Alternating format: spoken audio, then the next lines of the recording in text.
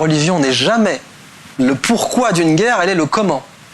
Si vous voulez recruter des paysans au fin fond de l'Auvergne pour aller se battre à Jérusalem, qu'est-ce que vous allez leur dire?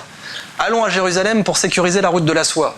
Ils s'en foutent de ça. La route de la soie, c'est pas pour ça qu'ils vont se faire tuer. Allons à Jérusalem pour bouter l'infidèle. Ah oui, là j'y vais, pas de problème. Et j'en veux pour preuve que les 5 guerres les plus meurtrières de l'histoire de l'humanité n'ont pas été des guerres de religion. La Première Guerre mondiale, la Deuxième Guerre mondiale, la guerre froide, les guerres napoléoniennes et la guerre de 7 ans. Aucune religion dans celle-là. Quand vous n'avez pas le fanatisme pour recruter, bah vous inventez le nationalisme, il n'y a pas de problème. Hein. Ça, le nationalisme, c'est un autre fanatisme religieux, même s'il a toutes les caractéristiques d'un fanatisme par ailleurs. La religion n'a pas le monopole du fanatisme, c'est juste ça que je voulais dire. Et donc en fait, la colonne vertébrale de toutes les guerres dans le monde, ça a été la route de la soie.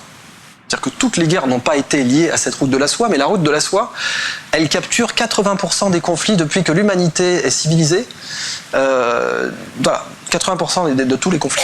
Et c'est en géopolitique, c'est cours de première année de géopolitique, ça commence par là, quoi. La route de la soie est la colonne vertébrale de tous les conflits. Enfin, pas de tous, mais de 80% des conflits, à tel point qu'encore aujourd'hui, vous prenez la mer Caspienne et vous faites un cercle de 1000 km de rayon et vous avez 90% des conflits dans le monde.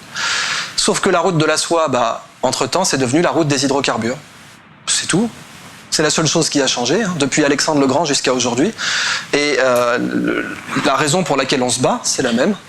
Des gisements, de gaz naturel, de pétrole, des accès aux ports, etc. Bon, et puis après, pour recruter des gens, évidemment, on va pas leur dire ça, mais c'est ça, la tendance suicidaire de l'humanité, quoi. Continuer à se battre alors que le problème n'est pas les ressources naturelles.